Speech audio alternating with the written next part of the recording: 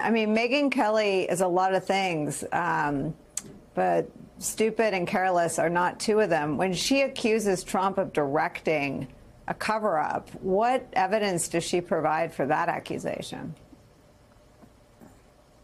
She didn't really provide any evidence, but here's what I will tell you. And we've reported on this in dozens of stories. The traditional institutional protections for the department that existed in prior administrations, even in the first Trump administration, between the West Wing, the president, and the senior leadership of the Department of Justice simply do not exist. Bondi was on Trump's payroll. She benefited financially to the tune of $2 to $3 million. When Truth Social went public, she has been very loyal. She invited him into the department.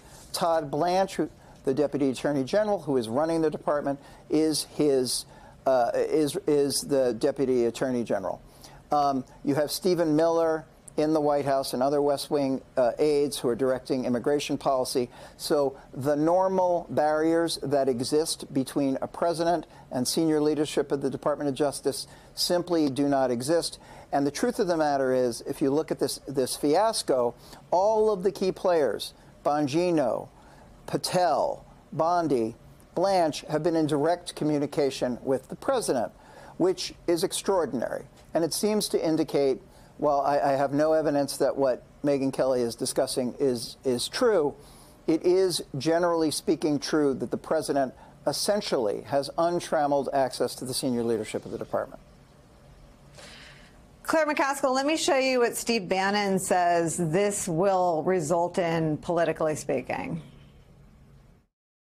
For this to go away, you're going to lose 10% of the MAGA movement. If we lose 10% of the MAGA movement right now, we're going to lose 40 seats in 26. We're going to lose the president. They don't even have to steal it, which they're going to try to do in 28, because they're going to sit there and they've disheartened the hardest core populist nationalists that's always been who governs us. I mean, Claire, it couldn't happen to a nicer group, but the political analysis may be spot on. What do you think? Yeah, it probably is. This is what happens when you create a monster and the monster eats you. And what these guys have not yet figured out is there's a difference between propaganda and evidence. And their engine of the MAGA movement has run on propaganda. It is run on falsehoods with no evidence. For example, the 2020 election. How many different court cases were there? To this day, there's been no evidence presented anywhere in a court of law that would back up the widely held firm belief the MAGA movement has that somehow there were unlawful activities surrounding the 2020 election. Well, this is no different. And here's the problem Trump has. I think he would throw Pam Bondi under the bus in a heartbeat.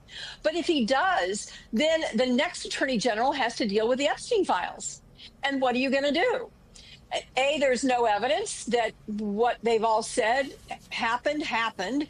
And B, I think deep down, Trump doesn't want all the information released because I think he was, I'm not saying he did anything illegal. I'm saying he was close to the fire. He was, and somebody said over the weekend, there are more pictures of Donald Trump with Jeffrey Epstein than there are trans athletes in the NCAA by multiples. So the bottom line is he wants this to go away now. It's like he wants you to use it when it helps you politically. He wants it to go away when it hurts you politically. And I think Steve Bannon is right. I don't think this is going to go away. I think the only thing they could do is to actually do some kind of mea culpa and explain why this was all BS and why there's no there, and actually explain what's in the files and what isn't in the files. I mean, Julie, jump in. Is it all BS? I mean, again, I'll leave the conspiracies to MAGA, but this is what Trump said about Jeffrey Epstein. Quote, this is from a Washington Post article in 2019. Quote, I've known Jeff for 15 years. Terrific guy. Donald Trump told New York Magazine in 2002 for a story headline, Jeffrey Epstein, International Money Man of Mystery. Quote, He's a lot of fun to be with. It is even said that he likes beautiful women as much as I do, and many of them are on the younger side. No doubt about it, Jeffrey enjoys his social life, end quote. That wasn't Merrick Garland. That wasn't Hillary Clinton. That was Donald Trump. That was Donald Trump in his own words talking about Jeffrey Epstein. What is the relationship and what is in the investigative materials about Trump and Epstein?